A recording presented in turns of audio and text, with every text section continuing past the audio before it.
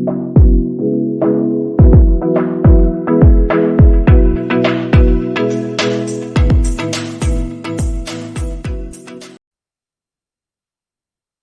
morning, students. This is Shweta Gutmari, and now today I am taking the concept of basic concept or fundamental concept of algebra.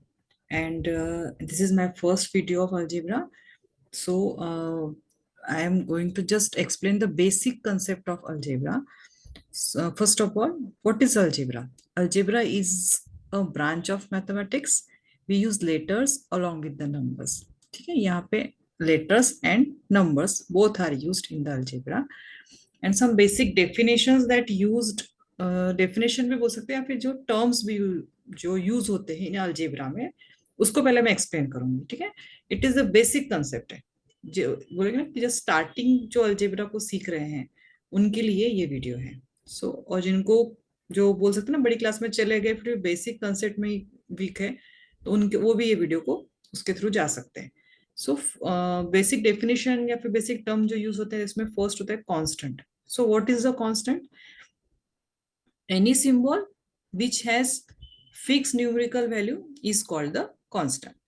ठीक है, जैसे कि यहाँ पे हो गया 2 हो गया, 2 हो गया, कोई भी न्यूमेरिकल नंबर्स ले सकते हैं आप, 2 ले सकते हैं, -4, 3 ये तो कांस्टेंट रहेंगे.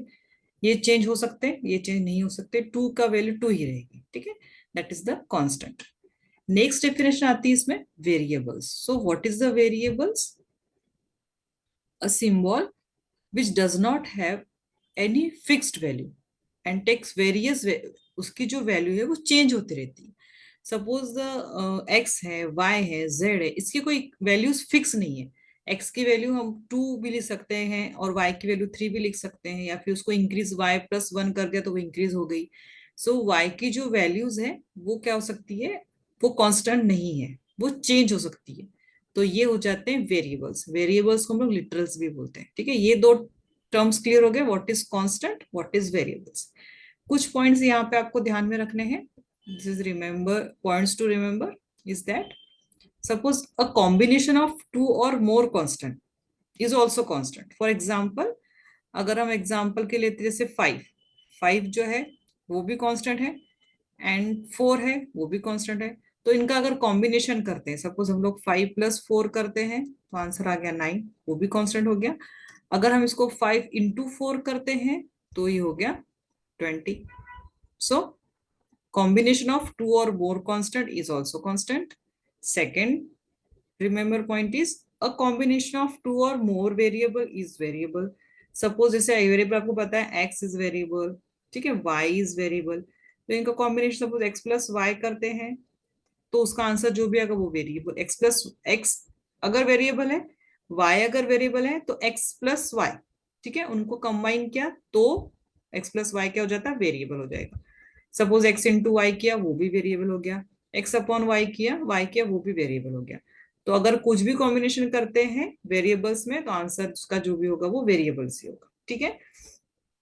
And third one is if the combination of one or more constants and variables, अगर constant और variable को अगर आप combine करते हैं, suppose 5 is the constant and x is the variable, तो 5+6 क्या हो जाएगा, variable हो जाएगा. ठीक है, suppose 5 is the constant, x is the variable, उसको multiply कर दिया, that is 5x, ये भी हो जाएगा variable, and 5/x करते हैं तो भी हो जाएगा variable. ठीक है, ये पॉइंट्स आपको ध्यान में रखना है कि कॉम्बिनेशन 2 कांस्टेंट का कॉम्बिनेशन हमेशा आंसर कांस्टेंट होगा. 2 वेरिएबल्स का अगर आप कॉम्बिनेशन करते हैं तो आंसर वेरिएबल्स होगा. अगर एक कांस्टेंट एक वेरिएबल या 2 कांस्टेंट एक वेरिएबल करते हैं तो उसका आंसर हमेशा वेरिएबल्स होंगे. ठीक है, अभी हम लोग इसमें जाते हैं. नेक्स्ट टॉपिक आता है टाइप्स ऑफ टर्म्स. कि टर्म्स 2 टाइप्स के होते हैं अलजेब्रा में, like terms and unlike terms. Like terms को हम लोग बोल सकते, लाइक टर्म्स में जैसे सिमिलर टर्म्स बोल सकते हैं उसको. ठीक है, जैसे कि like terms having the same literal factor और वेरिएबल फैक्टर्स, हाउएवर दे मे और may not have the same numerical factors. इसकी मीनिंग ये है कि जो भी वेरिएबल्स है वो सेम होना चाहिए. जैसे कि यहाँ पे मैंने देखा लिखा है 7x 5x, तो वेरिएबल्स क्या है यहाँ पे, 7x और 5x में x और x.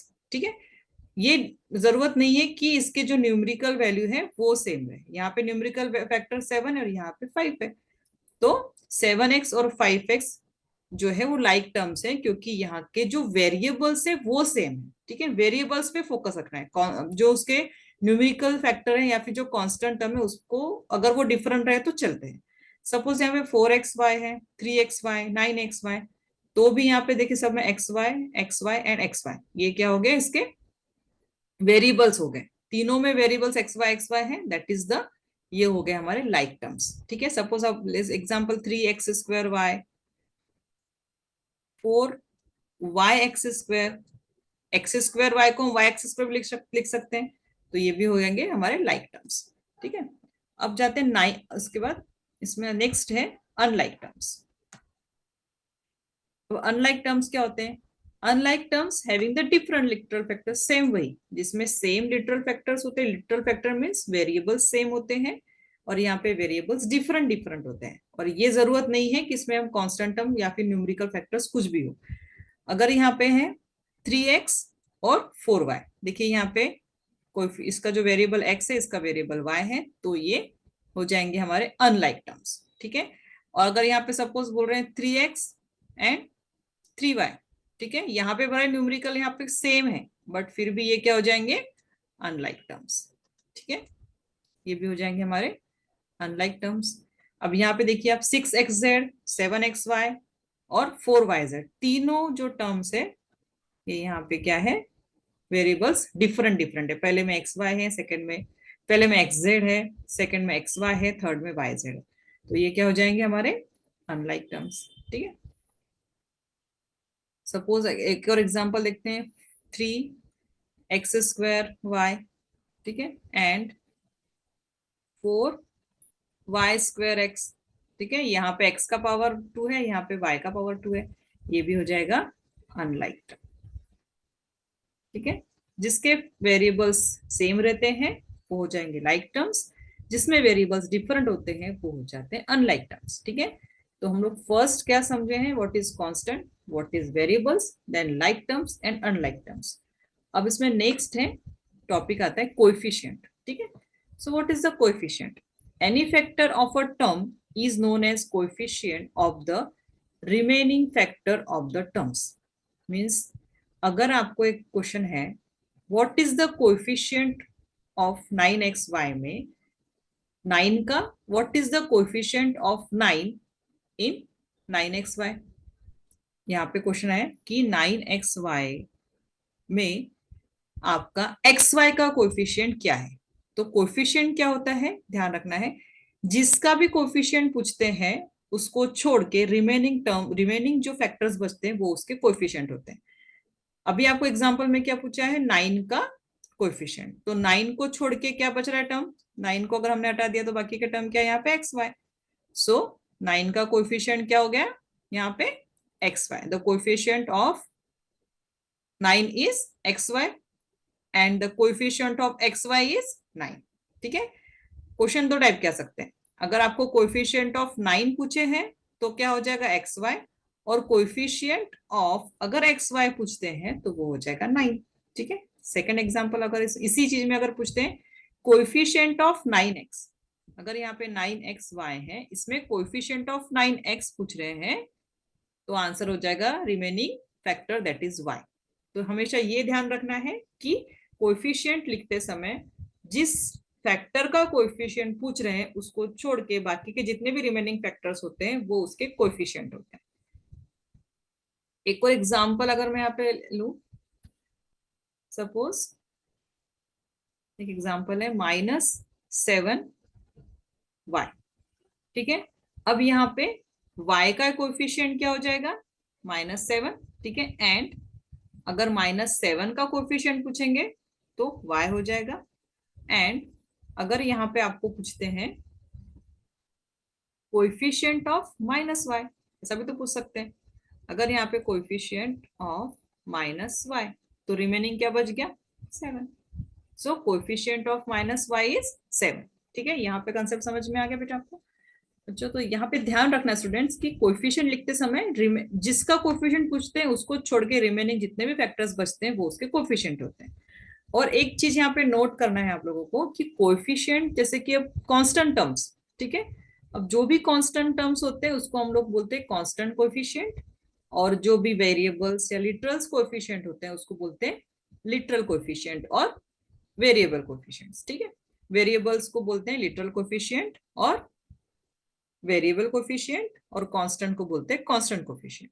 ये भी क्वेश्चंस आते हैं। सपोज इसी क्वेश्चन में अगर पूछा कि what is the numerical coefficient of 9xy, अगर क्वेश्चन आता है what is the numerical coefficient of 9xy, तो क्या होगा 9xy का न्यूमेरिकल, सॉरी 9xy का न्यूमेरिकल कोएफिशिएंट क्या हो जाएगा यहाँ पे 9, ये हो जाएगा इसका न्यूमेरिकल कोएफिशिएंट, ठीक है। अगर इसी क्वेश्चन में पूछते हैं आपको what is the variable coefficient और लिटरल कोएफिशिएंट, क्या है वेरिएबल्स एक्स वाई, तो एक्स वाई कौन सा कोएफिशिएंट हो जाएगा लिटरल कोएफिशिएंट और वेरिएबल कोएफिशिएंट, ठीक है। तो इस टाइप के क्वेश्चन आते हैं। आपको एक तो डायरेक्ट कोएफिशिएंट पूछ सकते हैं या फिर उसमें कांस्टेंट कोएफिशिएंट और लिटरल कोएफिशिएंट या वेरिएबल कोएफिशिएंट पूछ सकते हैं। तो अभी मैं आपको दो चार एग्जांपल देके किस टाइप के क्वेश्चंस आते हैं इस अलजेब्रा के ये सब टॉपिक से वो बताना चाहूंगी, क्योंकि लाइक टर्म्स अनलाइक टर्म्स तो इजी है समझने में, बस यहाँ पे प्रॉब्लम होता है कोएफिशिएंट पे। तो उसके एक में दो चार एग्जांपल है यहाँ पे मैं लिखे हुए। सो फर्स्ट एग्जांपल है write the coefficient of Q R in -3p/QR। अब मैं बताया आपको मैंने कि कैसे करना है coefficient of Q R, means Q R को हटा दिया, रिमेनिंग क्या बच गया -3p। तो coefficient of Q R in -3p/QR क्या हो जाएगा -3p, ठीक है। अभी हम नेक्स्ट एग्जांपल लेते हैं। Suppose right the coefficient of xy² in 9xy²z। तो अगर इसमें से हम लोगों ने xy² को हटा दिया तो क्या बच गया हमारे पास 9z। सो आंसर हो जाएगा इसका, क्या हो जाएगा आंसर 9z, ठीक है। मीन्स जो पूछ रहे हैं उसको हटा के जो रिमेनिंग बचता है वो लिख देंगे हम लोग उसके कोएफिशिएंट। अभी आपका क्या क्वेश्चन आता है write the numerical coefficient and literal coefficient in -2xyz। तो न्यूमेरिकल कोएफिशिएंट इसका क्या हो जाएगा जो न्यूमेरिकल से दैट इज -2, -2 आ जाएगा, माइनस साइन आ जाएगी न्यूमेरिकल कोएफिशिएंट के साथ, ठीक है। अब लिटरल कोएफिशिएंट इसका पूछेंगे तो इसका लिटरल कोएफिशिएंट हो जाएगा xyz, ठीक है। अभी नेक्स्ट एग्जांपल लेते हैं इसका न्यूमेरिकल एंड लिटरल और वेरिएबल्स का। सपोज यहाँ पूछा है write the numerical coefficient of and literal coefficient in x² y² z²। अभी x² y² z² ये तीनों का कांस्टेंट इसमें टर्म क्या है 1, ठीक है। तो इसका न्यूमेरिकल कोएफिशिएंट क्या हो जाएगा 1 एंड लिटरल कोएफिशिएंट हो जाएगा x² y² z², ठीक है। डेफिनेटली स्टूडेंट्स आपको ये कंसेप्ट समझ में आए होंगे, क्योंकि मेरा जो नेक्स्ट अभी मैं आपको इसमें जो वीडियो डालने वाली हूँ वो होगा इसके बाद what is the algebraic expression, ठीक है। क्योंकि algebraic expression is the combination of constant and variables को मिलके जो एक्सप्रेशन तैयार होती है that is the algebraic expression. So algebraic expression और उसके टाइप्स जो है मैं आपको नेक्स्ट वीडियो में सेंड करूंगी, बिकॉज उस वीडियो में जाने से पहले आप प्लीज इसको एक बार अच्छे से देख लीजिए, तभी आपको वो कंसेप्ट क्लियर होंगे। क्योंकि अल्जेब्रिक एक्सप्रेशन में जाने के लिए हमको उसके जो बेसिक कंसेप्ट है उसके कांस्टेंट्स क्या होते हैं, वेरिएबल्स क्या होते हैं, like terms unlike terms and coefficient, ये सब चीज पता होना चाहिए। तो स्टूडेंट्स होप्स आप इसको अच्छे से एक बार देखिए, 2 बार देखिए, समझ में नहीं आता है तो, लेकिन इस वीडियो को आप अच्छे से प्रॉपर देखिए तो आपको मेरा नेक्स्ट वीडियो जो है मैं अभी सेंड करूंगी नेक्स्ट वेंसडे को, दैट इज वो होगा algebraic expression and there types, ठीक है। धीरे धीरे एक्चुअली अलजेब्रा के जो कंसेप्ट है, अलजेब्रा के वीडियो मुझे और बहुत सारे सेंड्स करने हैं, उसमें मुझे जाना है नेक्स्ट एडिशन सब्ट्रैक्शन पे, उसके मल्टीप्लिकेशन डिवीजन पे, बट उसके पहले मैं बेसिक कंसेप्ट आपके जो है ये क्लियर नहीं होंगे तो आपको नहीं समझ में आएगा। तो स्टूडेंट्स प्लीज आप इस वीडियो को बार बार उसको समझने की कोशिश करिए। अगर कोई भी डाउट्स है, कोई भी प्रॉब्लम्स है तो आप मुझे चैट बॉक्स में, कमेंट बॉक्स में आप उसमें डाल सकते हैं। Okay, thank you students, have a nice day. Okay, bye.